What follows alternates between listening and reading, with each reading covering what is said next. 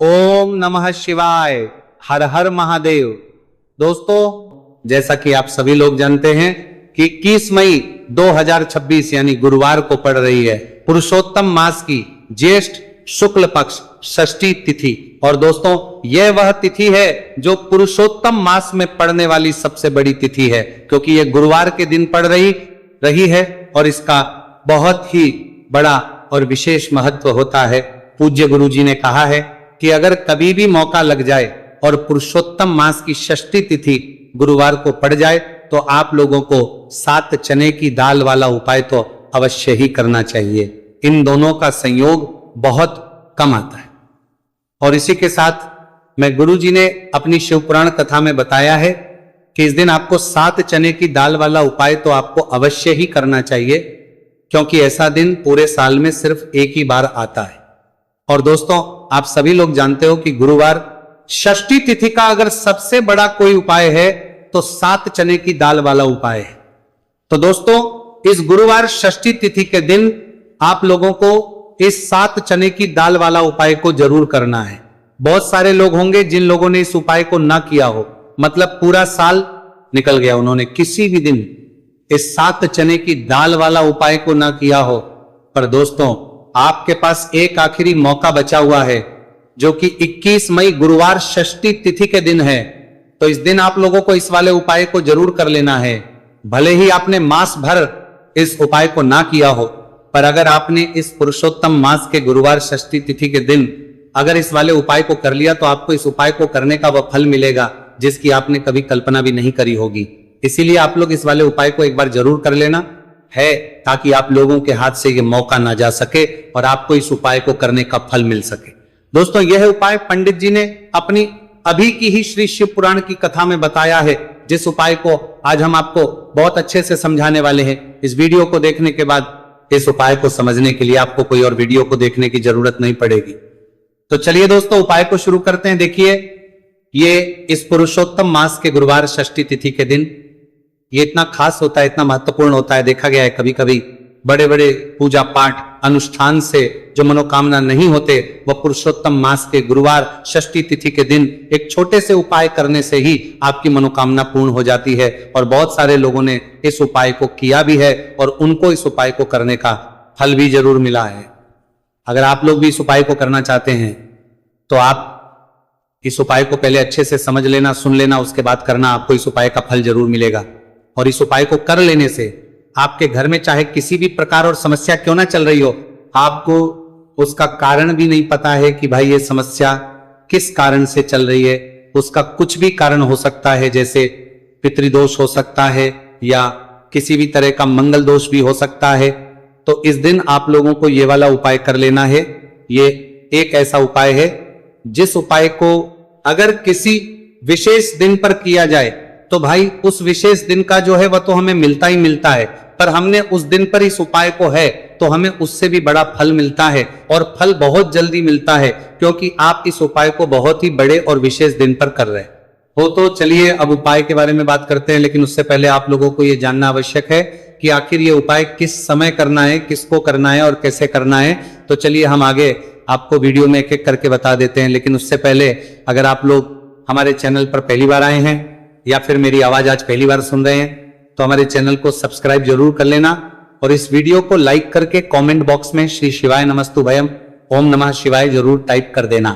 तो दोस्तों, इस 7 चने की दाल वाला उपाय को हमें इस गुरुवार षष्ठी तिथि के दिन कैसे करना है, किसको करना है, किस समय करना है और कहां पर करना है, ये सारे सवालों के जवाब आपको इस वीडियो में मिल जाएंगे। और जो ये देखेगा भाई, उसको 7 चने की दाल वाला उपाय जरूर करना चाहिए, क्योंकि इस दिन एक चने की दाल का भी बहुत ही बड़ा और विशेष महत्व होता है। और जब बात आपको तारवी के लिए जा रहा तो कारवी करने का, तारवी करने का, तारवी करने का था जाए 7 चने की दाल वाला उपाय की, तो ये सोने पर सुहागा वाली बात हो जाती है और ये एक बहुत ही बड़ा उपाय हो जाता है इस गुरुवार षष्ठी तिथि का। तो अब दोस्तों, इस 7 चने की दाल वाला उपाय को आखिर करना किसको है, सबसे पहले हम लोग वो बात जान लेते हैं। तो देखो, घर की जो बड़ी माता होती हैं, उन माताओं बहनों में से कोई भी एक बड़ी माता बहन इस वाले उपाय को कर सकती है। और दोस्तों, अगर आप चाहे तो अपने घर में से सभी सदस्यों को भी इस उपाय को करवा सकते हैं। अगर किसी व्यक्ति की खुद की कोई मनोकामना है, खुद की कोई दुख और परेशानी है जो कि वह अपने लिए ही करना चाहता है इस वाले उपाय को, तो वह खुद अपने लिए भी कर सकता है। बाकी अगर कोई घर में से ऐसा है जो कि अपने पूरे घर परिवार की सुख और शांति के लिए यह वाला उपाय करना चाहता है, तो भाई वो भी कर सकता है, उसमें भी कोई वाली बात नहीं है।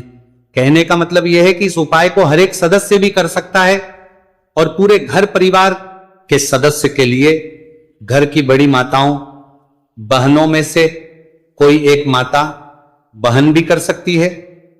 माताएं, बहनें अगर घर में उपस्थित ना हो या वह यह वाला उपाय ना कर पा रही हो, तो फिर घर का कोई बड़ा सदस्य भी इस 7 चने की दाल वाला उपाय को कर सकता है, चाहे फिर वह पुरुष ही क्यों ना हो, उसमें कोई भी दिक्कत वाली बात नहीं है। अब दोस्तों, जो अगला प्रश्न निकल कर आता है वह यह आता है इस उपाय को लेकर के, आखिर इस उपाय को हमें किस समय करना, सुबह के समय करना है कि शाम के समय करना है। तो देखो, इस वाले उपाय को आप लोग सुबह के समय भी कर सकते हो और शाम के समय प्रदोष काल में भी कर सकते हो। अब अगर आप पूछो कि भाई सबसे उत्तम समय कौन सा रहेगा इस 7 चने की दाल वाला उपाय को करने का, तो हम आपसे बस यही कहेंगे कि इस उपाय को आप सुबह के समय करेंगे तो ज्यादा बेहतर होगा। बाकी अगर प्रदोष काल शाम के समय भी करेंगे तो भी अच्छा होगा, उसमें कोई भी दिक्कत वाली बात नहीं है। तो अब दोस्तों, जो अगली सबसे बड़ी और महत्वपूर्ण बात आती है वो ये आती है कि सुबह अगर हम उपाय को करेंगे तो हमें कितने बजे से लेकर कितने बजे तक के बीच में करना है, और शाम के समय प्रदोष काल में करेंगे तो हमें कितने बजे से लेकर कितने बजे के बीच में करना है। तो देखो, सुबह जितनी जल्दी हो सके आप उपाय को करने की कोशिश करना। बाकी अगर किसी कारणवश लेट भी हो जाओ, थोड़ी देर भी हो जाए, तो 10 या 11 बजे तक भी आप कर लेना, पर 12 बजे से ज्यादा देरी ना हो, ठीक है, इस बात का ध्यान रखना। उसके बाद में दोस्तों, अगर शाम के समय प्रदोष काल की बात करें, प्रदोष काल का जो समय है होता है वो शाम के 6 बजे से शुरू हो जाता है। मतलब शाम के 6 बजे से लेकर 7 बजे के बीच का जो समय होता है, यह समय प्रदोष काल का समय होता है। तो आप इस उपाय को 7 या 8 बजे के बीच में भी कर सकते हो। मतलब शाम के 6 बजे से 8 बजे के बीच में आप कभी भी इस वाले उपाय को कर सकते हो, उसमें कोई भी दिक्कत वाली बात नहीं। देखिए, गुरु बृहस्पति को मजबूत करने से हमें हमारे जीवन में सफलता की प्राप्ति होती है। यदि हमारा किसी भी प्रकार का कार्य अटक रहा है, परिपूर्ण ही नहीं हो पा रहा है, तो हमें अपने गुरु ग्रह को मजबूत करना बहुत अधिक आवश्यक होता है। देखिए, जब भी आपको ऐसा लगने लगे कि आपका जो जीवन है बहुत ही ज्यादा दुर्भाग्य के साथ बीत है, आपके कोई भी कार्य सिद्ध नहीं हो पा रहे हैं, तो जीवन में दुर्भाग्य को सौभाग्य में बदलने के लिए आपको यह चमत्कारिक उपाय करने चाहिए। तो गुरुवार की जो यह षष्ठी तिथि है आपके जीवन से सारे दुर्भाग्य को दूर करने वाली है। देखिए, यदि आपका गुरु ग्रह मजबूत नहीं है, गुरु ग्रह से जुड़ी किसी भी प्रकार की समस्या है, तब भी आपको यह उपाय करना चाहिए। आपके विवाह से जुड़ी किसी भी प्रकार की परेशानी है, बुद्धि ज्ञान और विवेक से जुड़ी किसी भी प्रकार की समस्या है, साथ ही साथ जीवन में सौभाग्य की प्राप्ति करना हो, जीवन से दुर्भाग्य को दूर करना हो और जीवन में यदि सफलता की प्राप्ति करना हो, तो आपको ये चमत्कारिक उपाय जरूर करने हैं। देखिए, आज के इस पूरे वीडियो में हम आपको 3 महा उपाय बताने वाले हैं और ये तीनों ही उपाय आपके जीवन की सारी समस्याओं को समाप्त करने वाले हैं। तो चलिए दोस्तों, जान लेते हैं विशेष उपाय के बारे में। देखिए, इस उपाय को करने के लिए आपको मात्र 7 चने की दाल लेनी होगी, यानी कि आपको 7 चने की दाल लेनी होगी। देखिए, चने की दाल जब भी आप लेंगे तो ये कहीं से भी टूटी हुई भी खंडित नहीं होनी चाहिए, इस बात का आपको विशेष कर ध्यान रखना है।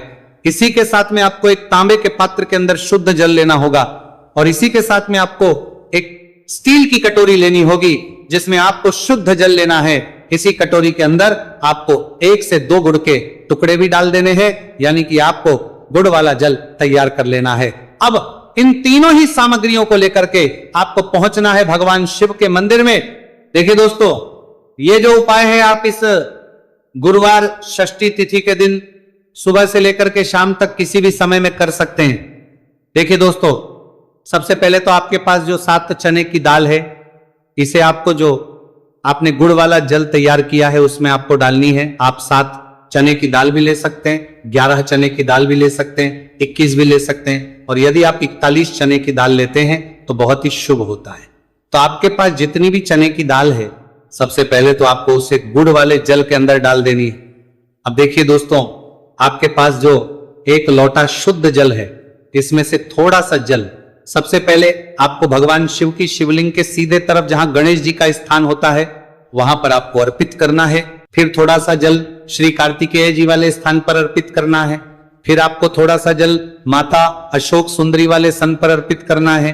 फिर आपको थोड़ा सा जल माता पार्वती के हस्तकमल यानी कि कटी वाले भाग पर अर्पित करना है। और अंत में आपको थोड़ा सा जल भगवान शिव के शिवलिंग पर भी अर्पित कर देना है। और उस पात्र के अंदर आपको थोड़ा सा जल और शेष बचा लेना है, यानी कि पांचों ही स्थान पर थोड़ा थोड़ा जल अर्पित करने के बाद अंत में शेष जल और उस पात्र के अंदर आपको बचा लेना है। अब आपको बृहस्पति ईश्वर महादेव का स्मरण करना है और आपके पास जो चने की दाल है इसे आपको अपने सीधे हाथ में रखनी है। देखिए गुरुवार का दिन है, इसीलिए आपको ओम नमो भगवते वासुदेवाय इस मंत्र का जाप भी करना है। अब देखिए दोस्तों, आपके पास जितने भी चने की दाल है, चाहे 7 है, 11 है, 41 है, उतनी बार आपको बृहस्पतिश्वर महादेव का स्मरण है।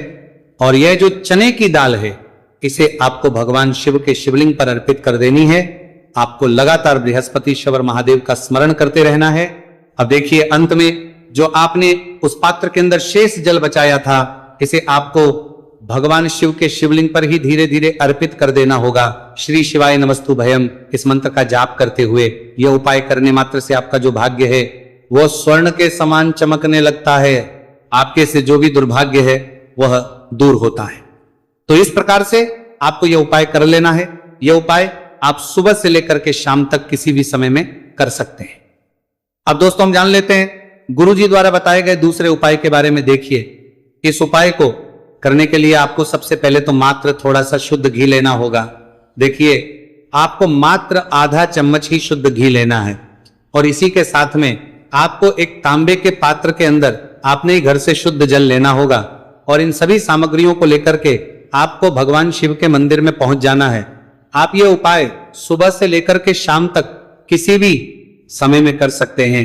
देखिए सबसे पहले तो आपके पास जो एक लोटा शुद्ध जल है इसे आपको धीरे धीरे शिवलिंग पर अर्पित कर देना है। श्री शिवाय नमस्तु भयम इस मंत्र का जाप करते हुए और बृहस्पतिश्वर महादेव का मन में स्मरण करते हुए।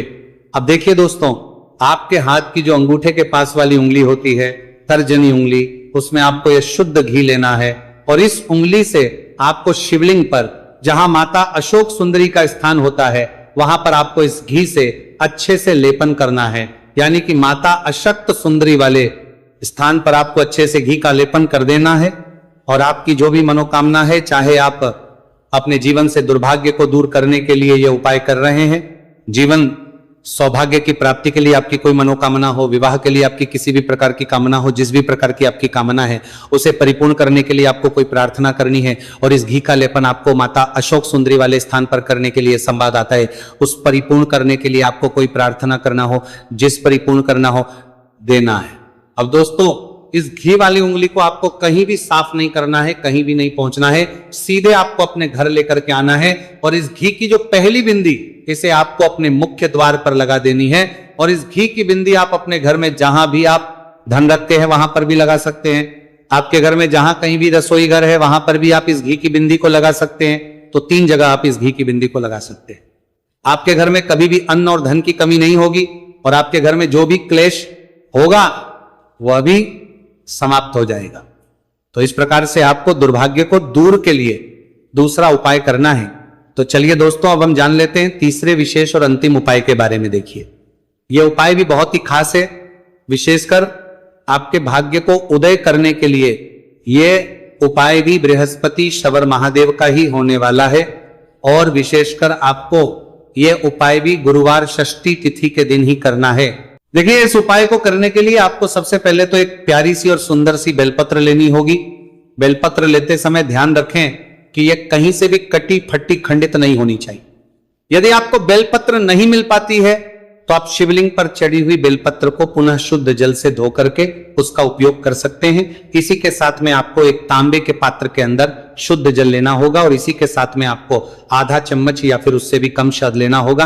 अब दोस्तों मात्र ये तीनों ही सामग्रियां लेकर के आपको पहुंचना है भगवान शिव के मंदिर में। मंदिर पहुंच पाने के बाद आप सभी को पता है कि बेलपत्र में 3 पत्तियां होती हैं और बेलपत्र की जो ये तीनों पत्तियां जिस डंडी से जुड़ी हुई होती हैं, उस डंडी पर आपको अपने सीधे हाथ की चिंटी उंगली के जो पास वाली उंगली होती है, नामिका उंगली, उससे एक बिंदी लगानी है। यानी कि तीनों पत्तियों को जोड़ने वाली जो डंडी है, केवल उसी पर आपको शहद लगानी है। इसके बाद आपको ये जो बेलपत्र है, इससे महादेव शिवलिंग पर अर्पित कर देनी है। श्री शिवाय नमस्तु भयम, इस मंत्र का जाप करते हुए देखिए, बेलपत्र की जो चिकनी साइड है वह शिवलिंग से स्पर्श होगी और इसकी जो डंडी है वह जलाधारी की ओर रहेगी। इस प्रकार से आपको यह बेलपत्री शिवलिंग पर अर्पित करनी है। अब दोस्तों, अंत में जो आपके पास एक लोटा शुद्ध जल है, इसे आपको धीरे धीरे शिवलिंग पर अर्पित करना है।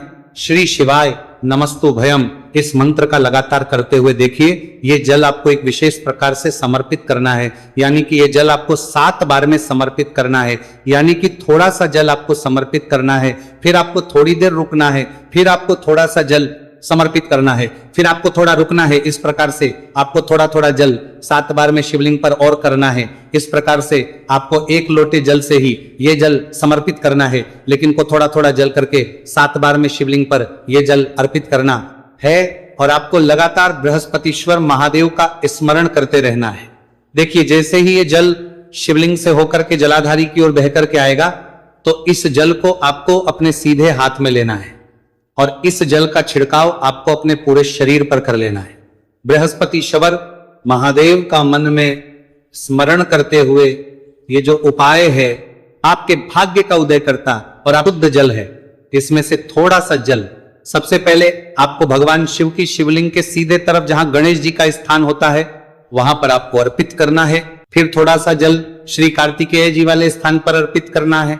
फिर आपको थोड़ा सा जल माता अशोक सुंदरी वाले सन पर अर्पित करना है। फिर आपको थोड़ा सा जल माता पार्वती के हस्तकमल यानी कि कटी वाले भाग पर अर्पित करना है। और अंत में आपको थोड़ा सा जल भगवान शिव के शिवलिंग पर भी अर्पित कर देना है। और उस पात्र के अंदर आपको थोड़ा सा जल और शेष बचा लेना है। यानी कि 5 ही स्थान पर थोड़ा थोड़ा जल अर्पित करने के बाद अंत में शेष जल और उस पात्र के अंदर आपको बचा लेना है। अब आपको बृहस्पति ईश्वर महादेव का स्मरण करना है और आपके पास जो चने की दाल है, इसे आपको अपने सीधे हाथ में रखनी है। देखिए, गुरुवार का दिन है, इसीलिए आपको ओम नमो भगवते वासुदेवाय इस मंत्र का जाप भी करना है। अब देखिए दोस्तों, आपके पास जितने भी चने की दाल है, चाहे 7 है, 11 है, 41 है, उतनी बार आपको बृहस्पतिश्वर महादेव का स्मरण है। और यह जो चने की दाल है, इसे आपको भगवान शिव के शिवलिंग पर अर्पित कर देनी है। आपको लगातार बृहस्पतिश्वर महादेव का स्मरण करते रहना है। अब देखिए, अंत में जो आपने उस पात्र के अंदर शेष जल बचाया था, इसे आपको भगवान शिव के शिवलिंग पर ही धीरे धीरे अर्पित कर देना होगा। श्री शिवाय नमस्तु भयम, इस मंत्र का जाप करते हुए यह उपाय करने मात्र से आपका जो भाग्य है वह स्वर्ण के समान चमकने लगता है। आपके से जो भी दुर्भाग्य है वह दूर होता है। तो इस प्रकार से आपको यह उपाय कर लेना है। यह उपाय आप सुबह से लेकर के शाम तक किसी भी समय में कर सकते हैं। अब दोस्तों, हम जान लेते हैं गुरु जी द्वारा बताए गए दूसरे उपाय के बारे में। देखिए, इस उपाय को करने के लिए आपको सबसे पहले तो मात्र थोड़ा सा शुद्ध घी लेना होगा। देखिए, आपको मात्र आधा चम्मच ही शुद्ध घी लेना है और इसी के साथ में आपको एक तांबे के पात्र के अंदर आपने घर से शुद्ध जल लेना होगा। और इन सभी सामग्रियों को लेकर के आपको भगवान शिव के मंदिर में पहुंच जाना है। आप ये उपाय सुबह से लेकर के शाम तक किसी भी समय में कर सकते हैं। देखिए, सबसे पहले तो आपके पास जो एक लोटा शुद्ध जल है, इसे आपको धीरे धीरे शिवलिंग पर अर्पित कर देना है। श्री शिवाय नमस्तु भयम इस मंत्र का जाप करते हुए और बृहस्पतिश्वर महादेव का मन में स्मरण करते हुए। अब देखिए दोस्तों, आपके हाथ की जो अंगूठे के पास वाली उंगली होती है, तर्जनी उंगली, उसमें आपको यह शुद्ध घी लेना है और इस उंगली से आपको शिवलिंग पर, जहां माता अशोक सुंदरी का स्थान होता है, वहां पर आपको इस घी से अच्छे से लेपन करना है। यानी कि माता अशक्त सुंदरी वाले स्थान पर आपको अच्छे से घी का लेपन कर देना है। और आपकी जो भी मनोकामना है, चाहे आप अपने जीवन से दुर्भाग्य को दूर करने के लिए यह उपाय कर रहे हैं, जीवन सौभाग्य की प्राप्ति के लिए आपकी कोई मनोकामना हो, विवाह के लिए आपकी किसी भी प्रकार की कामना हो, जिस भी प्रकार की आपकी कामना है, उसे परिपूर्ण करने के लिए आपको कोई प्रार्थना करनी है और इस घी का लेपन आपको माता अशोक सुंदरी वाले स्थान पर करने के लिए संवाद आता है। उस परिपूर्ण करने के लिए आपको कोई प्रार्थना करना हो, जिस परिपूर्ण करना हो, देना है। अब दोस्तों, इस घी वाली उंगली को आपको कहीं भी साफ नहीं करना है, कहीं भी नहीं पहुंचना है, सीधे आपको अपने घर लेकर के आना है और इस घी की जो पहली बिंदी इसे आपको अपने मुख्य द्वार पर लगा देनी है। और इस घी की बिंदी आप अपने घर में जहां भी आप धन रखते हैं वहां पर भी लगा सकते हैं। आपके घर में जहां कहीं भी रसोई घर है वहां पर भी आप इस घी की बिंदी को लगा सकते हैं। तो 3 जगह आप इस घी की बिंदी को लगा सकते हैं। आपके घर में कभी भी अन्न और धन की कमी नहीं होगी और आपके घर में जो भी क्लेश होगा वह भी समाप्त हो जाएगा। तो इस प्रकार से आपको दुर्भाग्य को दूर के लिए दूसरा उपाय करना है। तो चलिए दोस्तों, अब हम जान लेते हैं तीसरे विशेष और अंतिम उपाय के बारे में। देखिए, यह उपाय भी बहुत ही खास है, विशेषकर आपके भाग्य को उदय करने के लिए यह उपाय भी बृहस्पति शवर महादेव का ही होने वाला है। और विशेषकर आपको यह उपाय भी गुरुवार षष्ठी तिथि के दिन ही करना है। देखिए, इस उपाय को करने के लिए आपको सबसे पहले तो एक प्यारी सी और सुंदर सी बेलपत्र लेनी होगी। बेलपत्र लेते समय ध्यान रखें कि यह कहीं से भी कटी फटी खंडित नहीं होनी चाहिए। यदि आपको बेलपत्र नहीं मिल पाती है तो आप शिवलिंग पर चढ़ी हुई बेलपत्र को पुनः शुद्ध जल से धो करके उसका उपयोग कर सकते हैं। इसी के साथ में आपको एक तांबे के पात्र के अंदर शुद्ध जल लेना होगा और इसी के साथ में आपको आधा चम्मच या फिर उससे भी कम शहद लेना होगा। अब दोस्तों, मात्र ये तीनों ही सामग्रियां लेकर के आपको पहुंचना है भगवान शिव के मंदिर में। मंदिर पहुंच पाने के बाद आप सभी को पता है कि बेलपत्र में 3 पत्तियां होती हैं और बेलपत्र की जो ये तीनों पत्तियां जिस डंडी से जुड़ी हुई होती हैं, उस डंडी पर आपको अपने सीधे हाथ की चिंटी उंगली के जो पास वाली उंगली होती है, नामिका उंगली, उससे एक बिंदी लगानी है। यानी कि तीनों पत्तियों को जोड़ने वाली जो डंडी है, केवल उसी पर आपको शहद लगानी है। इसके बाद आपको ये जो बेलपत्र है इससे महादेव शिवलिंग पर अर्पित कर देनी है। श्री शिवाय नमस्तु भयम, इस मंत्र का जाप करते हुए देखिए, बेलपत्र की जो चिकनी साइड है वह शिवलिंग से स्पर्श होगी और इसकी जो डंडी है वह जलाधारी की ओर रहेगी। इस प्रकार से आपको यह बेलपत्री शिवलिंग पर अर्पित करनी है। अब दोस्तों, अंत में जो आपके पास एक लोटा शुद्ध जल है, इसे आपको धीरे धीरे शिवलिंग पर अर्पित करना है। श्री शिवाय नमस्तु भयम, इस मंत्र का लगातार करते हुए देखिए, यह जल आपको एक विशेष प्रकार से समर्पित करना है। यानी कि यह जल आपको 7 बार में समर्पित करना है। यानी कि थोड़ा सा जल आपको समर्पित करना है, फिर आपको थोड़ी देर रुकना है, फिर आपको थोड़ा सा जल समर्पित करना है, फिर आपको थोड़ा रुकना है। इस प्रकार से आपको थोड़ा थोड़ा जल 7 बार में शिवलिंग पर और करना है। इस प्रकार से आपको 1 लोटे जल से ही ये जल समर्पित करना है, लेकिन को थोड़ा थोड़ा जल करके 7 बार में शिवलिंग पर यह जल अर्पित करना है। और आपको लगातार बृहस्पतिश्वर महादेव का स्मरण करते रहना है। देखिए, जैसे ही ये जल शिवलिंग से होकर के जलाधारी की ओर बह करके आएगा तो इस जल को आपको अपने सीधे हाथ में लेना है और इस जल का छिड़काव आपको अपने पूरे शरीर पर कर लेना है। बृहस्पतिश्वर महादेव का मन में स्मरण करते हुए ये जो उपाय है आपके भाग्य का उदय करता और आपके जीवन से दुर्भाग्य को दूर करता है। तो बहुत ही आसान सा उपाय है। इस उपाय को भी आप इस गुरुवार की षष्ठी तिथि पर करके जरूर देखना, आपको निश्चित ही लाभ होगा। तो दोस्तों,